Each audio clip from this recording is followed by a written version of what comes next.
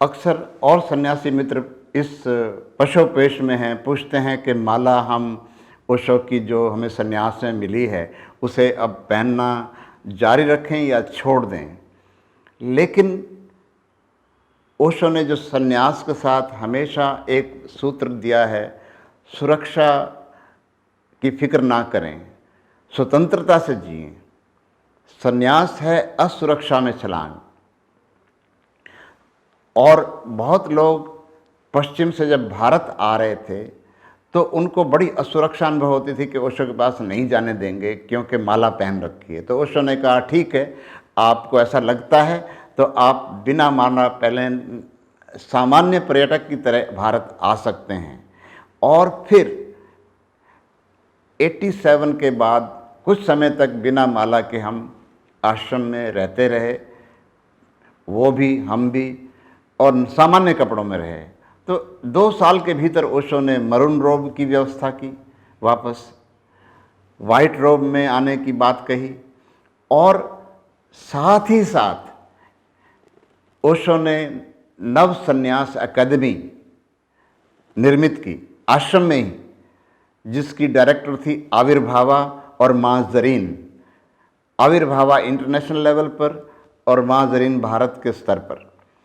इन्होंने सब केंद्रों को मालाएं दी। आश्रम में जो उत्सव होता था सन्यास का, उस समय माला दी। लोगों पर छोड़ दिया, पहनना ना पहनना, ध्यान में पहनना कि घर में पहनना कि कहीं ना पहनना। मैंने बहुत लोगों को हमेशा पहने देखा है। ये उनका प्रेम है, ये उनका भाव है। और ओशो प्रेम और भाव के विपरीत कभी नहीं कुछ बोलते हैं। तो ओशो ने तो यहाँ तक कहा कि जो ठीक से समझें उन्होंने कभी माला छोड़ी ही नहीं। हाँ, लेकिन उसको औपचारिकता नहीं बनाना है, दिखावा नहीं बनाना है, उसको एक तरह से वो जो धार्मिक अंधविश्वास है वो नहीं बनाना है, अपने विवेक से पहनना है। आपको प्रेम है तो आप अपने एक साधारण प्रेमिका के दिए हुए गिफ्ट को भी अपने साथ रख लेते हैं। ये तो परम उपहार है ओशो का, अल्टीमेट गिफ्ट फ्रॉम ओशो, जो हमारी दीक्षा का एक तरह से सूचक है। तो उसको पहनने के लिए किस मुल्ला पादरी को परेशानी होती है कि माला बाहर ना रखें, माला भीतर पहने या नहीं पहने। कुछ तो ऐसे पश्चिमी मित्र हैं वो आपके शरीर पर टटोलने लगते हैं कि आपने अंदर तो नहीं पहनी है। ये सब बकवास है, ये आपकी निजता पर आक्रमण है। इसको किसी को अलाउ नहीं करना है। लेकिन हम कोई दुराग्रही भी नहीं हैं, हम कोई हठ धर्मी भी नहीं हैं, हम कोई अंधविश्वासी भी नहीं हैं। ये हमारे प्रेम का उपहार है, हम प्रेम पूर्वक पहनते हैं। हम निवेदन करते हैं कि इसमें किसी की छेड़छाड़, इसमें किसी का एक तरह से इंटरफेरेंस नहीं होनी चाहिए।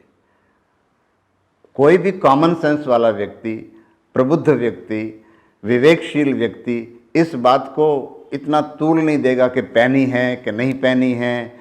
हर सन्यासी की अपनी निजता है, उसकी अपनी फीलिंग है, उस पर छोड़ देना चाहिए। और इसको इतना बड़ा मुद्दा बना के ये सिर्फ अन्य जो मुद्दे हैं, जो प्रैक्टिकल बातें हैं कि वाशो नहीं बिकना चाहिए, समाधि के दर्शन के लिए इतना शुल्क नहीं होना चाहिए, और उसको ज़्यादा समय खुला रखना चाहिए ताकि अब ओशो का आंदोलन, ओशो के प्रेमी बढ़ रहे हैं तो उसके अनुसार वैसा सोचना चाहिए कि उनके लिए सिर्फ 1-2 बार ही समाधि न खुले। और उत्सवों पर तो ओशो का अपना शयन कक्ष भी खुलता रहा है, बेडरूम भी खुलता रहा है, दिखाते रहे हैं पूरा दिन।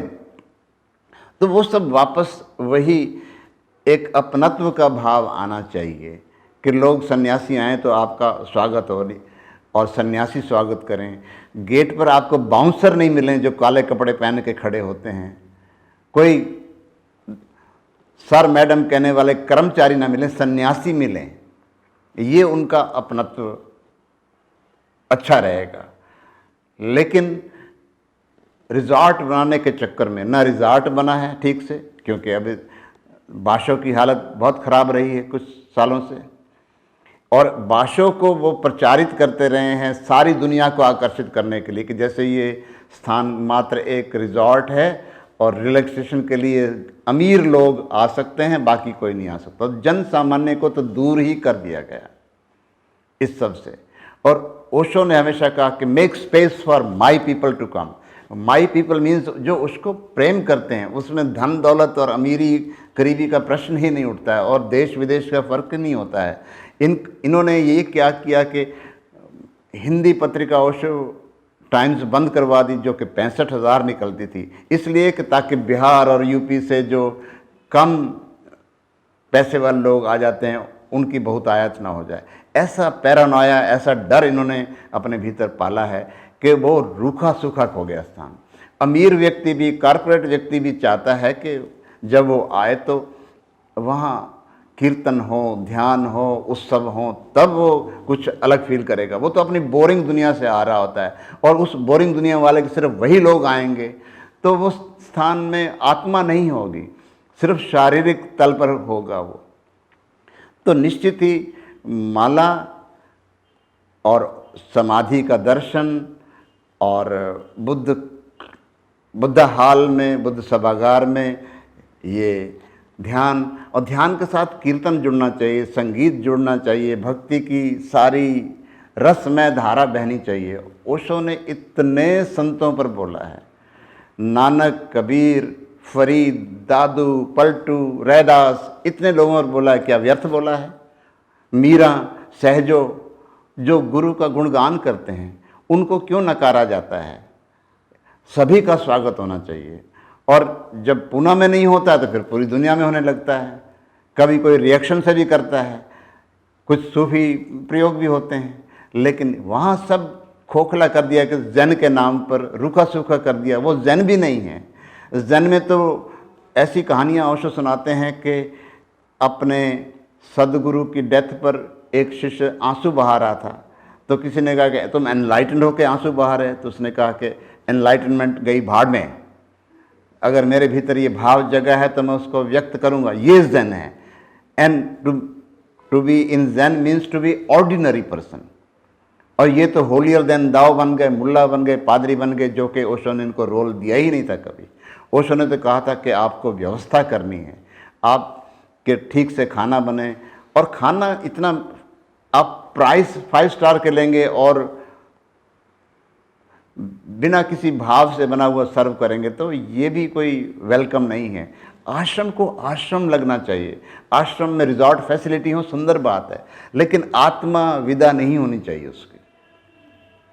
तो ये एक माला और ये भाव से आने वाले लोगों के प्रति उनका ठीक रवैया ही इसको फिर से फलने फूलने में सहयोगी होगा।